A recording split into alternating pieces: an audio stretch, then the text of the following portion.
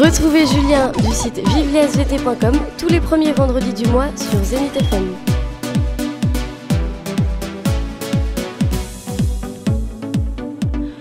Allez, c'est parti pour une nouvelle chronique avec Julien du site internet vivelesvt.com. Il est avec nous. Salut Julien.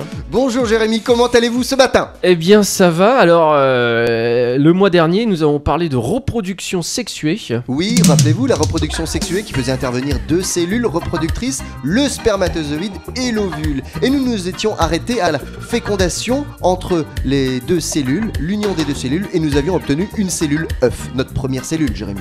Alors justement, donc là du coup on parle de transmission dans ces cellules œufs. Comment ça fonctionne ? Comment sont transmis les caractères héréditaires ? Parce que finalement, notre papa nous a donné génétiquement un spermatozoïde et nous a donné notre maman nous a donné un ovule. Comment sont transmis ces caractères ? Alors là, je demande à tous les auditeurs de se rappeler de leur cours de collège en sciences naturelles, en SVT. Souvenir. Votre observation du vivant, Jérémy, vous vous rappelez ? Première utilisation du microscope. Oh, je m'en rappelle un petit peu.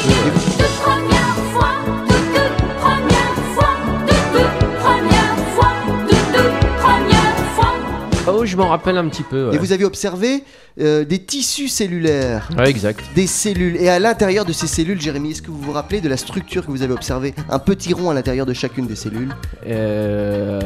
Plus vraiment. Hein. C'était le noyau. Oui, bien sûr. Ouais. Chaque cellule contient un noyau. Notre cellule œuf contient un noyau. Alors je propose à tous les auditeurs ce matin, on se concentre à une petite expérience. Ah bah au petit déjeuner, une petite expérience, moi ça me va. Voilà, vous avez sur la table deux couples de souris. Vous les voyez, les deux couples de souris, Jérémy ? Oui, moi elles sont là. Voilà, nous avons donc un couple de souris blanches, un couple de souris noires. Nous faisons reproduire ces deux couples. Donc la souris blanche accouchera de petites souris, Jérémy. Blanche. Et la souris noire ? Noire. De souris noires. Maintenant, avant la mise bas des souris, nous allons prélever la cellule œuf de la femelle souris blanche. D'accord. Et la cellule œuf de la femelle souris noire. Nous avons donc dans une éprouvette les deux premières cellules des futures petites souris. Ouais. Et je propose aux auditeurs d'échanger les noyaux de ces deux cellules œufs. On laisse peut-être 5 secondes le temps qu'ils mélangent. Voilà, allez-y. Allez-y, mélange. Mais bien.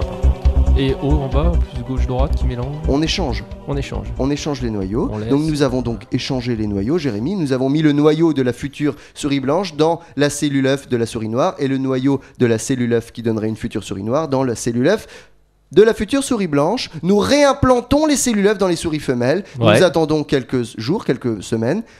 La souris femelle, tenez-vous bien, Jérémy, accouche de petites souris noires. La souris blanche accouche de souris noires et la souris noire accouche de souris blanche. Ah, j'ai envie de dire, mais comment c'est possible ? Preuve est faite que le noyau de chacune de ces cellules contient les caractères héréditaires. C'est-à-dire, je prends avec les élèves la comparaison de recettes. La recette pour fabriquer un pelage noir ou un pelage blanc est donc contenu dans ce noyau, Jérémy. Ouais. Pour fabriquer un 4 quarts, concevoir un 4 quarts, si vous n'avez pas la recette... Un 4 quarts breton, on précise. On précise. Okay. Si vous n'avez pas la recette, si vous n'avez jamais fait de 4 quarts, vous ne pouvez pas inventer. Il faut la recette. Si le corps n'a jamais eu la recette pour fabriquer un pelage de couleur noire ou de couleur blanche, vous ne pourrez pas inventer. Donc finalement, c'est dans ce noyau que cela se passe. Alors nous reprenons notre microscope. Tout le monde reprend son microscope et nous allons observer ce noyau. Je vous demande à tous de zoomer dans le noyau et on observe, je vous le donne en mille, Jérémy, des bâtonnets. Comme du surimi. Des petits bâtonnets que on va nommer plutôt chromosomes. D'accord. Des chromosomes, l'information génétique des êtres vivants constituée dans les chromosomes. Sa carte d'identité. Sa carte d'identité génétique. On va même parler de cariotype, Jérémy. Alors l'être humain possède 46 chromosomes. Dans chacune de nos cellules, nous avons 46 chromosomes. Et si on regarde de plus près, je demande aux auditeurs d'ajuster leur grossissement, de zoomer encore plus sur le chromosome. Vous allez observer un long filament, une longue bobine que l'on nomme ADN, acide désoxyribonucléique.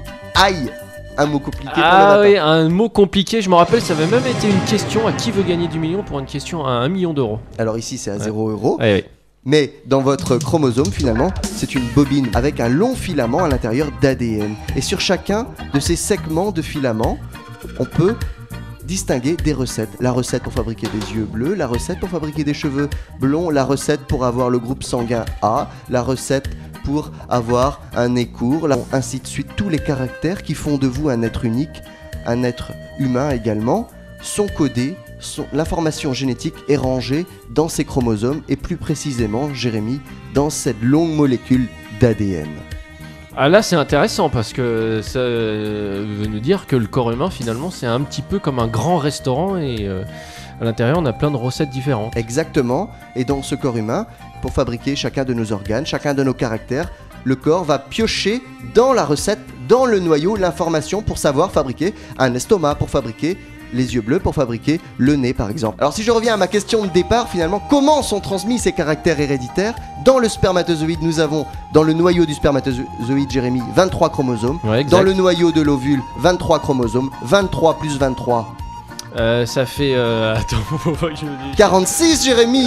Ça fait 46. 46 chromosomes. Nous retrouvons nos 46 chromosomes contenus dans l'ensemble de nos noyaux. Ouais. Finalement, votre maman vous donne la moitié de vos chromosomes, votre papa l'autre moitié de vos chromosomes. De ces deux noyaux, l'union du spermatozoïde et l'union de l'ovule fait de vous finalement un être unique avec votre recette unique provenant de votre maman et de votre papa, Jérémy.